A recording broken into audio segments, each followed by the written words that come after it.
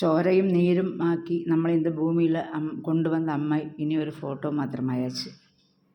நேற்றையிலேருந்து அவளோட எல்லா காரியமும் கழிஞ்சாச்சு. சுபஸ்ரீகரம் ரொம்ப நன்னா நடந்தது. ஆற்றுல எல்லாருமே சொன்னோம், ஓடாத வாட்செல்லாம் எடுத்து மாற்றணும் அப்படின்னு. எங்கள் ஆற்றுல எந்த வாட்சுமே ஓடாது. ஒரே ஒரு வாட்சை தவிர எல்லா ரூம்லேயுமே வாட்ச் இருக்குது. ஆனால் எல்லாத்தையும் தூக்கி மாட்டிட்டு எத்தனை படுத்துட்டாலுமே தூக்கம் வரதில்லை. அம்மா இனியும் என்ன தான் சொன்னாலும் எல்லாரும் சொல்கிறா வயசாயாச்சு, சுமங்கலியாக போயாச்சு, 87 வயசு அப்படிங்கிற ஒரு சின்ன வயசல்ல அப்படின்னு. ஆனால் குண்டுக்கல் மாதிரி இருந்த ஒருத்தி கார்த்தால 5 மணிக்கு கூப்பிட்ருக்கா. 6:30 மணிக்கு அவள் ஆஸ்பத்திரிக்கு போய் சாயந்தரத்துக்குள்ளே அவள் போயிருக்கா அப்படிங்கிறது என்னால் இனியும் ஏற்றுக்க முடியல. என்னென்னா ஒரு 10 நாள் படுக்கையில் இருந்தால் ஒரு பக்கம் அவளுக்கு தளர்ந்து போச்சு, இல்லை ஏதோ ஒன்று ஆச்சு, ஒரு சுகர் ஆச்சு, பிபி ஆச்சு. ரொம்ப நாள் படுக்கையில் இருந்தான்னா தெரியாது. 87 வயசில் சாக பெரிய சின்ன வயசு கிடையாது. ஆனால் கூட அவள் போயாச்சு, எல்லாமே போயாச்சு. அவள் போனதோட பிறந்தாத்தோட பந்தமே போயாச்சு. இன்றைக்கி கார்த்தால எங்காம் பூட்டி ஆயாச்சு. அப்பாவை தம்பியும் பொண்டாட்டியுமா கூட்டின்னு போயாச்சு. இருக்கட்டும், அவருக்கு எங்கே சந்தோஷம் கிடைக்கிறதோ அங்கே இருக்கட்டும். என்னன்னா இருக்கிற வரைக்கும் அவரும் இருக்க போகிறதில்லை. அவரையாவது சந்தோஷமாக இருக்கட்டும் அப்படின்னு கூட்டின்னு போயாச்சு. அந்த வீட்டில் பூட்டு போட்டாச்சு. எப்பவுமே நான் இருக்கிறது எங்கள் வீட்டில் பூட்டு போட்டதே இல்லை. ஓடி போவேன். இனி எனக்கு ஓடி போகிறதுக்கு அந்த வீடு இல்லை. ஏதோ ஒரு ஊரில் நான் ஒரு வீட்டில் இருக்கிற மாதிரி இருக்குது.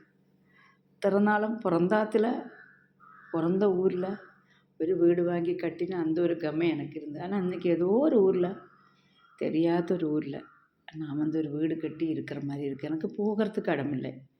இப்போ சாப்பிட்டாயாச்சுன்னா கொஞ்சம் நேரம் போய் உட்காந்து நேராக போய் அப்பாட்ட போய், அப்பா காப்பி குடிச்சியாப்பா, அம்மா என்ன சமைச்சாய் அப்படின்னு கேட்குறதுக்கு ஒரு வீடு இல்லை.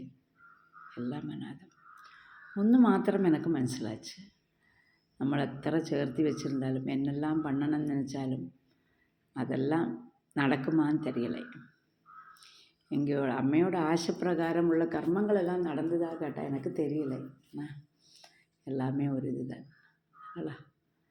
ഒന്നും മനസ്സിലാச்சு, നമ്മൾ ചെത്ത് പോகிறதுக்கு വേണ്ടി നമ്മൾ കാശൊന്നും ചേർത്തിയേ വെക്കണ്ട. നമ്മളോട് കർമ്മങ്ങൾക്ക് വേണ്ടിയുള്ള കാശുകളൊന്നും ചേർത്ത് വെക്കണ്ട. ചേർത്തി വെച്ചാലും അതുമാതിരി நடக்குமா அப்படிங்கிறது சந்தேகம்தான். இருந்தாலும் இல்லாட்டாலும் அவா செய்கிறது தான் செய்வா. നമ്മൾ എത്ര എടുത്തു വെച്ചാലും சரி, எடுத்து வைக்காட்டாலும் சரி, அவா செய்கிறது தான் செய்வாள். பணம் இருந்தால் மாத்திரம் போராது, அதை செலவாக்கிறதுக்கும் அதுக்கான கர்மங்கள் செய்யறதுக்குமான மனசுகளும் எல்லாருக்கும் வேணும்.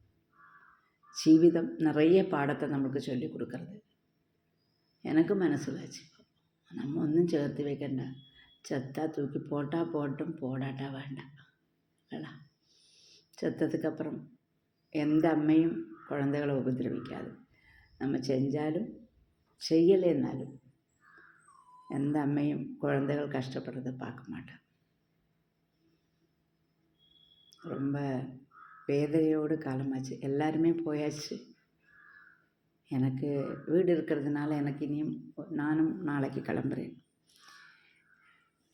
நாளைக்கு கொல்லங்கோடு டு சென்னை வண்டியில் நானும் டிக்கெட் போட்டாயாச்சு. கழிஞ்சது. இந்த ஊருக்கு இனி வரணுமான்னு எனக்கு தோணியாச்சு. என்னதுக்கு இந்த வீடை கட்டினோம், யாருக்கு வண்டி கட்டினோம்? அம்மா அப்பா கூட கடைசி காலம் இருக்கலாம்னு நினச்சோம். ஆனால் உன்னோட அவசியமே எங்களுக்கு இல்லைடி அப்படின்னு அவள் போயிட்டான். கிரேட். இந்த மாதிரி நம்ம இருப்போமான்னு எனக்கு தெரியலை. ஒரு மனுஷனுக்கும் இதெல்லாம் ஒரு பாடமாகும். என்ன தான் சொல்லுவா பார்க்கலாம், உருண்டு புரண்டு என்ன தான் பிறண்டாலும் ஒற்றை மண்ணு தான் உடம்பில் ஒட்டும்னா அதுதான் அது. இனிமேல் ஓരോருத்தருக்கு ஓரோ ஜீவித ரீதி. எனக்கு ஊருக்கு வர்றதுன்னு தான் வீடு இருக்குது, மറ്റുள்ள பேருக்கு வர்றதுன்னு அந்த வீடு திறந்து கொடுக்க ஆள் வேணும். ஒட்டி கிடந்த வீடு, அம்மையோட மூச்சு காற்று இல்லை அப்படிங்கிறது ரொம்ப பெரிய வேதனையாக இருக்குது. எல்லாருக்கும் இந்த அனுபவம் தான். நிறைய பேர் சொல்லுவாள் இதெல்லாம் எங்களுக்கும் நடந்திருக்கு, நாங்களும் அப்படி தான் இருக்குது. ஆனால் எனக்கு அனுபவம் இல்லை. எனக்கு எங்கள் ஆற்றுல இருக்கிற ஆத்தியத்தை மரணம் தான் நான் இதை பார்க்குறேன்.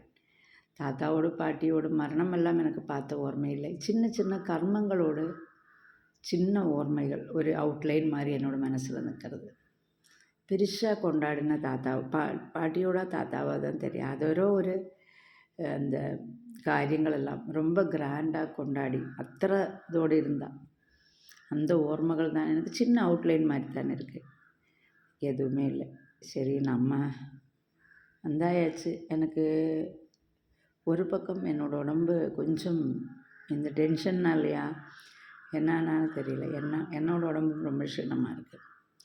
ரெண்டாவது பக்கம் எனக்கு ஆற்றுல எந்த வேலையுமே செய்ய முடியலை. அம்மா போனாலும் இந்த 15 நாள் எல்லோரும் ஒன்றா இருந்தோம். இப்போ எல்லாருமே தனித்தனி ஆகிட்டோம். இனி எங்களோட பெரிய அக்கா தானே எங்களுக்கு அம்மா. அவள் சொல்கிறது மாதிரி தான் நம்ம கேட்டுருக்கணும். என்ன பண்ணுறது? காலம் எல்லாத்துக்கும் மருந்து மாதிரி நம்மளுக்கு மறக்க செய்யும்லலா. இன்றைக்கி பக்கத்தாத்தில் ஆப்போசிட் ஆற்றுல ஒரு முருங்கைக்கீரை மரம் வெட்டினேன். சரி, இன்றைக்கி சாதமும் முருங்கைக்கீரை மிளகூட்டல் எங்களுக்கு ரொம்ப பிடிக்கும். அது முருங்கைக்கீரை எங்கள் ஆத்துக்காருக்கு ரொம்ப பிடிக்கும். அப்படியே முருங்கைக்கீரை மிளகூட்டல் பண்ணியாச்சு. கொஞ்சம் நேற்றுக்கு அம்மையோட தங்க வந்திருந்தா.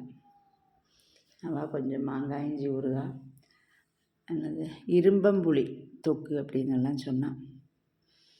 அதெல்லாம் கொண்டு வந்தால் எனக்கு சமைக்கிறதுக்கும் சாப்பிட்றதுக்குமான இன்ட்ரெஸ்ட்டே இல்லை. எதுக்குமே இன்ட்ரெஸ்ட் இல்லை. சும்மா உட்காந்து எங்கள் அம்மாவோட ஃபோட்டோ எங்கள் ஆற்று கூடத்தில் மாட்டியிருக்கேன்.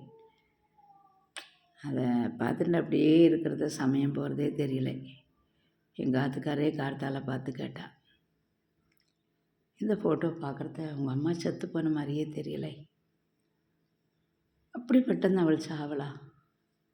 அவள் நிறைய சொப்னங்கள் கண்டிருந்தாள். தன்னோட குழந்தைகளை பற்றி, பிள்ளைய பற்றி, பேரன்களை பற்றி, பேத்தியை பற்றி நிறைய சொப்னங்கள் அவள் பேத்தியோட கல்யாணம் வரைக்குமான நிறைய சொப்பனம் அவள் கண்டிருந்தாள். ஆனால் அതൊന്നും பூர்த்தீகரிக்காக்கி அவள் எங்கள்கிட்ட ஒரு வார்த்தையுமே சொல்லாமல் போயிட்டாள். எதுவுமே சொல்லலை. எப்பவுமே சொல்லுவாள், சில பேர் செத்து போகிறதுக்கு முன்னாடி ஒரு சில ஹிண்ட்ஸ் எல்லாம் கிடைக்கும்னு. ஆனால் அவள் எந்த இதுவுமே எங்களுக்கு சொல்லாமல் போயிட்டாள். எத்தனை நான் மறக்கணும்னு நினச்சாலும் முடியலை என்னால். தெரியல, எல்லோரும் அப்படி தானா, இல்லை எனக்கு மாத்திரம் இப்படி அப்படின்னு. சிலப்போ சென்னையில் வந்து நம்மளோட வேலைகள்லேயும் ஆட்டோ லைஃப்லேயும் போகிறத இந்த ஓர்மைகள் கொஞ்சம் மறையுமா அப்படின்னு எனக்கு தெரியல.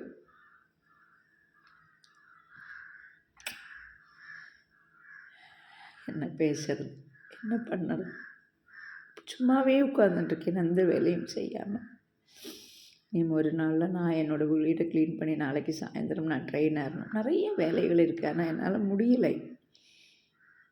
எங்கே தொடங்கணும், எங்கே முடியணும், என்ன பண்ணணும் ஒன்றுமே தெரியல.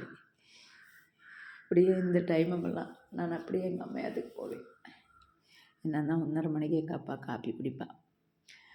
அப்படியே நான் போய் சாப்பிட்டுட்டு அப்பாவுக்கு காப்பி குடிக்கிற வரைக்கும் அங்கே அப்படியே இருப்பேன்.